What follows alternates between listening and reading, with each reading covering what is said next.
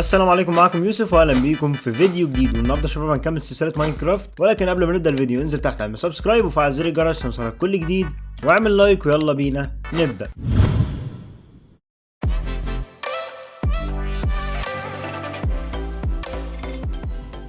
في البدايه كده يا شباب، انتوا يا ترى بتقولوا هنعمل ايه في حلقه النهارده؟ ولكن اللي هنعمله في حلقه النهارده يا شباب مش هيكون بعيد عن البيت، يعني هنعمل حاجه قريبه من البيت هنا، واللي هي يا شباب مزرعه حيوانات. يعني لازم ان احنا نعمل كده مزرعه كده مليانه يعني خرفان وبقر وحاجات كتير جدا، عشان يعني يا شباب نكون ضامنين مصدر اكل كده ناكل منه طول الوقت وما يكونش يعني بيخلص نهائي، لان هم زي ما انتم عارفين عددهم بتكتر طول ما هم جوه المزرعه وبياكلوا كده. ولكن الاول يا شباب عايزين مكان مناسب كده يعني يكون نعمل فيه المزرعه، ويكون كده مكان يعني ما فيهوش اي حاجه كده ممكن تعيق المزرعه ولا حاجه. فزي ما انتم شايفين المكان ده ممكن نظبطه ونحط فيه الديرت ونسويه كده عشان نعمل فيه مزرعه براحتنا، ونشوف هنعمل ايه بقى ونقدر نجيب الحيوانات ازاي. ولكن قبل ما نعمل اي حاجه انزل تحت اعمل لايك ويلا نكمل يا شباب الفيديو ونشوف هنقدر نعمل ايه النهارده. اول حاجه يا شباب عشان نسوي المنطقه دي لازم ان احنا نجمع الديرت، والديرت هجمعه من منطقه كده بعيده شويه عشان ما نخربش يعني المنطقه اللي جنب البيت. فخليني دلوقتي ابدا اجمع الديرت، ولكن خلينا نشوف لو معانا شافل. يا جماعه معانا، فدلوقتي خلينا نستخدم الشافل دوت ان احنا نجمع بيه الديرت.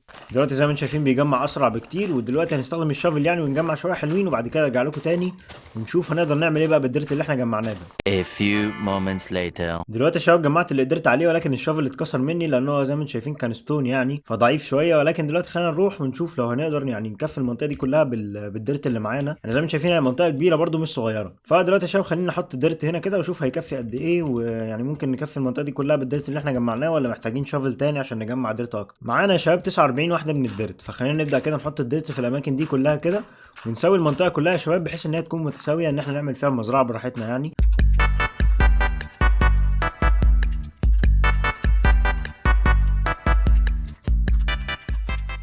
دلوقتي يا شباب زي ما انتم شايفين حطيت شويه، ولكن زي ما انتم شايفين ما كفوش خالص، يعني المنطقه كبيره جدا، فمحتاجين ان احنا نعمل شافل تاني وبعد كده نكسر الديرت يعني ونجمعه وبعد كده نسوي المنطقه. فدلوقتي خلينا نخش عند الكرافتنج تيبل في البيت ونشوف هنقدر نعمل الشافل وبعدين نكسر الحاجات. معانا يا شباب هنا 3 من الايرون، ودلوقتي خلينا نعمل بيهم شافل. فدلوقتي خلينا نشوف الشافل بيتعمل ازاي. الشافل يا شباب مش محتاج الا واحده بس من الايرون، فدلوقتي خلينا ناخد الشافل اللي اتعملناه دوت وبعدين نروح نكسر الديرت ونشوف لو هنقدر نجمعه بقى ونسوي الحاجات اللي احنا كنا عايزينها. فدلوقتي يا شباب خدت الشافل اللي انا صنعته، ودلوقتي خلينا نكسر الديرت عشان نسوي المنطقه دي. وزي ما انتم شايفين المطر بدأ ينزل يعني والمكان بدأ يغيم زي ما انتم شايفين، فمش عايزين يعني ان احنا نطول ويجي علينا الليل. فدلوقتي خلينا بسرعه كده ننجز شويه ديرت يعني. 2 hours later. جمعت شباب كتير جدا من الديرت، يعني معايا 64 هنا و64 كمان ومعايا 27، يعني معايا عدد كويس جدا. فدلوقتي بقى خلينا نسوي المنطقه دي كلها ونظبطها كده ونشوف هنعمل فيها ايه. في الاول خلينا ناخد الديرت ده كده ونحطه في مكان السيف مثلا، وبعدين بقى نبدا نسوي المنطقه يا شباب بال 64 دول اللي معانا. وهبدا احط كده الديرت يعني في الاماكن اللي محتاجه يتحط فيها، وبعد كده هنبتدي بقى يا شباب ان احنا نصنع السور عشان نحوط المنطقه دي كده بالسور، يعني عشان المكان اللي يكون فيه الحيوانات ما تجريش منه، يعني ما ينفعش كده نعمل مكان مفتوح، فلازم يكون فيه سور. فدلوقتي يا شباب خلينا نسوي كده المنطقه زي ما انتم شايفين، يعني نخلص كده بسرعه وبعد كده ارجع لكم تاني. والله يا شباب بعد شغل شويه حلوين يعني وبرده ما كفاش، يعني خلصت كل الديرت اللي معايا وبرده لسه في مكان كبير عايز يتعمل، ولكن زي ما انتم شايفين الليل خلاص يعني هيجي. فدلوقتي خلينا ندخل ننام وبعد كده لما نصحى تاني يوم نبقى نجمع يعني ديرت تاني وبعد كده نعمل المنطقه دي كلها. The next day. دلوقتي يا شباب صحينا تاني يوم، وزي ما انتم شايفين كده الصبح طلع ومفيش اي امطار ولا اي حاجه ممكن تضايقنا. ودلوقتي خلينا نروح ونجمع الديرت عشان نكمل المنطقه الصغيره اللي فاضله دي وخلاص كده.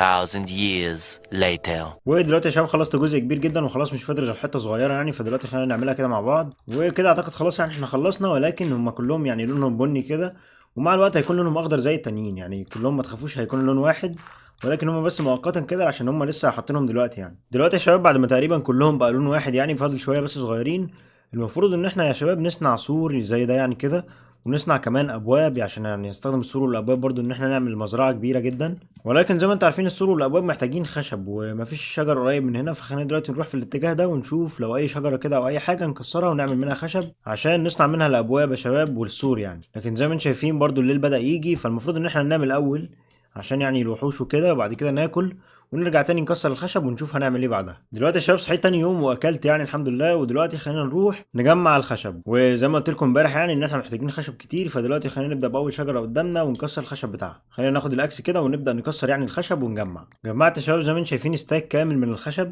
يعني 64 واحده من الخشب يعني. ودلوقتي خلينا نروح ونعدلهم في الكرافتنج تيبل عشان نستخدمهم ونعمل بيهم السور والابواب والحاجات. خلينا نروح كده عند الكرافتنج تيبل ونشوف هنقدر نعمل بيهم ايه. يعني دلوقتي احنا معانا 64 والواحده بتدينا 4، يعني المفروض ان احنا نعمل لنا 4 ستاكس من الخشب اللي ممكن نستخدمه. فدلوقتي خلينا ناخد كده كل الخشب وبعد كده نشوف هنعمل ايه. وده تالت واحد واخيرا يعني رابع واحد كده. فخلينا دلوقتي بالخشب اللي احنا عملناه يعني نستخدم كده الكتاب دوت ونعمل منه السور اللي هو الفنس اللي هو موجود هنا. ودلوقتي يا شباب خلينا نعمل كمان شويه من الستيك يعني عشان نكمل نصنع فنس. زي ما انتم شايفين معايا 54 ولكن دول ما يكفوش، عايزين نصنع اكتر. فخلينا نعمل شويه ستيك كده ممكن نستخدمهم يعني. عملت يا شباب عدد كويس من الفنس اللي هو السور، ودلوقتي ممكن اعمل المزرعه هنا كده. يعني انا حابب ان مكانها هيكون هنا زي ما انتم عارفين زي ما قلت لكم. ولكن يا شباب في البدايه كده احنا هنسيب شويه مساحه عشان نكبر المزرعه اللي هي هنا اللي فيها القمح يا شباب.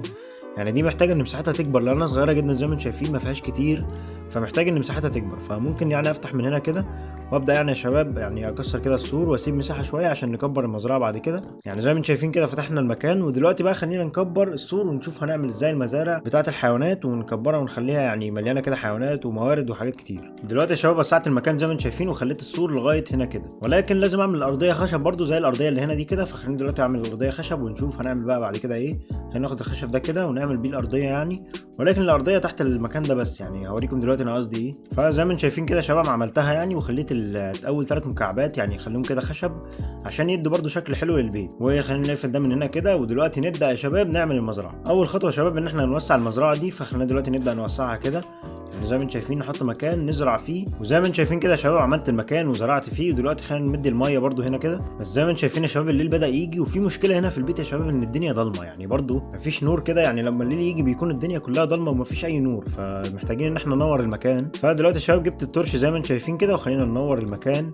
يعني زي ما انتم شايفين بالليل ضلمه جدا الواحد مش شايف اي حاجه، فخلينا نحط في الزوايا كده نور يعني عشان ينور لنا برضو المكان. ودلوقتي زي ما انتم شايفين يا شباب نورت البيت كله. يعني زي ما انتم شايفين احنا بالليل جدا والدنيا ضلمه، ولكن البيت زي ما انتم شايفين منور، ودي احسن حاجه احنا عملناها يعني عشان بالليل برضو يكون البيت منور ويبعد الوحوش. وكمان نقدر نشتغل بالليل يعني مش كل شويه ننزل نروح ننام وكده، فممكن نشتغل بالليل عادي يعني. ودلوقتي يا شباب خلصنا من المزرعه الاولى زي ما انتم شايفين كده وجالنا زومبي. فدلوقتي يا شباب خلينا كده نخش نقفل من هنا وبعد كده نخش يعني البيت يعني ننام بدل ما يقعد الزومبي يزعجنا. ولكن ثانيه بيقول لي ان انت ما تقدرش تنام لما يكون في وحوش جنبك. فدلوقتي خلينا ناخد كده السيف اللي هو الايرون، او عفوا يا شباب خلينا ناخد السيف الدايموند يعني احسن من الايرون بكتير، ونضرب اللهبل اللي عمال يعني يعمل لي كده اصوات وبتاع.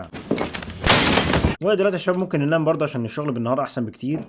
فخلينا ننام هنا كده ونشوف هنعمل ايه. يوم جديد يا شباب، وزي ما انتم شايفين في زومبي عبيط هنا عمال يتحرق يعني، فهسيبه كده يتحرق مع نفسه لحد ما يموت يعني زي الغبي عمال يتمشى كده بالنهار وبيتحرق يعني. والله الشباب ودع يعني ومات خلاص. ودلوقتي خلينا نكمل الشغل يعني. زي ما قلت لكم يا شباب ظبطت المزرعه والميه بتاعتها وخلصت كل حاجه هنا. ودلوقتي خلينا نبدا بقى في مزرعه الحيوانات. مزرعه الحيوانات يا شباب هخلي ليها فاصل يعني ما بينها وما بين المزرعه العاديه بتاعه النباتات. فدلوقتي خلينا نكمل كده السور ونشوف هنعمل مزرعه الحيوانات ازاي. عملت اول مزرعه يا شباب وزي ما انتم شايفين ناقصها بس الباب. ودلوقتي خلينا نعمل مزرعه ثانيه جنبها كده، ولكن دي هتكون اصغر شويه يعني. زي ما انتم شايفين كده يا شباب عملت المزرعتين ولكن ناقصهم الابواب بس. ودلوقتي هروح اصنع الابواب وبعد كده نحطهم ونشوف بقى نقدر نجيب الحيوانات ازاي ونحطهم جوه المزرعه. صنعت يا شباب الابواب زي ما انتم شايفين وناقص بس ان احنا نحطها هنا ومحتاج اكل. فدلوقتي خلينا بس نحط الابواب كده في الاول. ودلوقتي يا شباب زي ما انتم شايفين بقى عندنا مكانين للمزرعه يعني نحط فيهم الحيوانات اللي احنا عايزينها. فزي ما انتم شايفين ليها ابواب وكل حاجه شغاله 100 100. وهي بس دلوقتي خلينا ناكل التفاح اللي معانا دوت عشان نقدر نجري يعني بدل ما احنا عمالين نمشي بطيء كده. ودلوقتي يا شباب جه دور القمح اللي هو اهم حاجه يا شباب في المرحله دي. القمح يا شباب مهم لان هو هيجيب لنا الحيوانات. يعني لما نمسك كده القمح في ايدينا ونقرب من الحيوانات هتيجي ورانا على طول وتخش المزرعه بكل سهوله. فدلوقتي خلينا نروح نحصد شويه من القمح اللي طلع ونشوف هنعمل ايه يعني بيه ونقدر ازاي نجيب بيه الحيوانات. هوريكم دلوقتي زي ما انتم شايفين كده هنحصد القمح وناخد كمان اللي واقع في الميه ده هنا كده. وبس كده يا شباب خلينا نقفل الباب ونروح عند الحيوانات بقى نشوف لو في اي حيوانات هنا، يعني سواء بقر او خرفان. دول اهم حاجتين دلوقتي ممكن نجمعهم. فخلينا يا شباب دلوقتي ادور عليهم ولو لقيتهم ارجع لكم ونشوف هنقدر نجذبهم ازاي ونوديهم لغايه المزرعه من غير ما يعني ما نواجه اي صعوبه ان شاء الله يعني. خلينا يا شباب امسك كده القمح في ايدي عشان يعني اول ما يشوفنا كده الحيوانات يجوا ناحيته. ودلوقتي خلينا نمشي جنب الحيوانات زي ما انتم شايفين. لقيت خروف هنا كده فدلوقتي خلينا اجرب واشوف. زي ما انتم شايفين اول ما مسكت يا شباب القمح زي ما انتم شايفين اول ما اروح اي مكان هيجي ورايا بسرعه. فدي يعني احسن طريقه ان احنا نجيب بيها الخرفان والحيوانات الباقيه. يعني والله شباب عمال اجيبه كده بس مش راضي يجي بسرعه يعني بيجي بطيء بس. فدلوقتي خلينا كده واحده واحده لغايه ما نوديه لغايه المزرعه. هنروح يا باشا على المزرعه تعالى هنا كده وهنخلي يا شباب الخرفان هي المزرعه الصغيره لان الخرفان مش بتحتاج مساحه كبيره زي الابقار برضو بتكون يعني محتاجه مساحه اكبر. تعالى يا باشا تعالى ادخل من هنا ويعني خليك كده جوه وبس. ضحكت عليك وحبستك ويلا مع السلامه. دلوقتي خلينا نروح نجيب خروف تاني على الاقل عشان يكونوا اتنين يعني عشان على الاقل يكونوا يعني يقدروا يزيدوا في العدد وكده. فدلوقتي خلينا نجيب خروف تاني، واظن الابقار يعني تجميعها اسهل لان هم بيكونوا ماشيين يا شباب مجموعه مع بعض، لكن الخرفان يا شباب يعني جمعت كده واحد وما لقيتش حواليه اي حد تاني. فدلوقتي خلينا برضه اروح ادور. 2000 years later. والله يا شباب بقالي كتير بدور يعني لدرجه ان الليل قرب يجي وما لقيتش اي حيوانات غير الاحصنه بس. فمش عارف، ما كنتش اتوقع يعني ان التجميع هيكون صعب للدرجه دي، ولكن يعني خلينا ننام وفي اليوم التاني ممكن نروح ندور بس في اتجاه تاني غير اللي انا يعني روحته دوت، لان الاتجاه اللي انا رحت فيه ما كانش فيه اي حيوانات خالص، يعني كلهم كده كانوا احصنه، ما لقيتش الا خروف واحد بس اللي انتوا شفتوه، وما لقيتش اي خرفانه او اي حيوانات تاني مفيده يعني. فهروح انام يا شباب، ولما اصحى يعني ممكن ندور تاني. The next day. هروح ادور يا شباب في الاتجاه ده لان شايف فيه حيوانات شويه يعني، ولكن اغلبهم احصنه، بس في بقر زي ما انتم شايفين انا شايفها هنا. فدلوقتي زي ما انتم شايفين لما اخدت القمح يعني ومشيت جنبها دلوقتي جت يعني ورايا. تمام، الابقار يا شباب يعني بسهوله اكتر لقيت، يعني زي ما انتم شايفين كده لقيت 2 هنا. فدلوقتي خلينا ناخدهم كده واوديهم على المزرعه. A few moments later. يعني مش عارف ازاي كده في ثانيه بقوا 3، مش عارف ازاي يعني في ثانيه واحده. فدلوقتي خلينا نروح وناخدهم على المزرعه كده. ولا يا باشا القمح ده مش ليك، تعالوا هنا وادخلوا يلا من هنا كده. دلوقتي الشباب خلينا ناكلهم كده، وما اعتقدش انهم عايزين ياكلوا. فدلوقتي خلينا عايز اطلع بسرعه واقفل عليهم، يعني خلينا نطلع كده وياب مع السلامه وكده قفلت عليهم. وناقصني بس ان انا اجيب خروف تاني هنا عشان يعني يقدر يزود عددهم بقى، ويعني يبقى عددهم كبير. خلينا يا شباب ندور على اي خروف تاني عشان يتكاثر مع اللي موجود ويزود عددهم، يعني لان اقل حاجه 2 المفروض. ومش عارف انا خلصت على الخرفان كلها الحلقات اللي فاتت ولا ايه، مش عارف يعني اللي مش لاقي خالص الشباب. واخيرا بعد ساعات من التدوير يعني لا ما لقيتش حاجه. خليني دلوقتي اكمل تدوير وعادي يعني لما الاقي ان شاء الله بقول لكم يعني. 2000 years later. ويب يا شباب اخيرا بعد ساعات من التدوير يعني، والمره دي جد يعني لقيت خروف ولقيت كمان يعني بقر كتير جدا، ولكن يا شباب هم بعيد جدا عن البيت يعني. فدلوقتي خلينا نجرهم كده، ولقيت يا شباب خروف تاني زي ما انتم شايفين. فدلوقتي خلينا ناخد كله كده كله على البيت، ومش عارف ازاي بصراحه هناك ممكن افصلهم يعني عن بعض، ولكن مش مشكله. تعالوا كده يا شباب بالراحه، يعني البقره مشيت مش مشكله، خلينا نسيبك منها دلوقتي. خلينا ناكل الخرفان دي كده يا شباب زي ما انتم شايفين. وزي ما انتم شايفين بقوا 3 يعني، اول ما ناكلهم كده بيجيبوا طفل صغير وخروف صغير يعني. فدلوقتي خلينا نروح بيهم على البيت برضو. ياب تعالوا والله يا شباب جمعت شويه حيوانات حلوين، ولكن المشكله ان انا الليل جه عليا يعني. ياب تعالوا كده تعالوا والله يا شباب يعني جمعت شويه حيوانات كتير، بس زي ما انتم شايفين لازم امشي بطيء عشان يفضلوا ماشيين معايا يعني. يا شباب والله معاناه يعني، المشكله ان البيت هناك ودلوقتي بالليل وخايف من الوحوش يعني.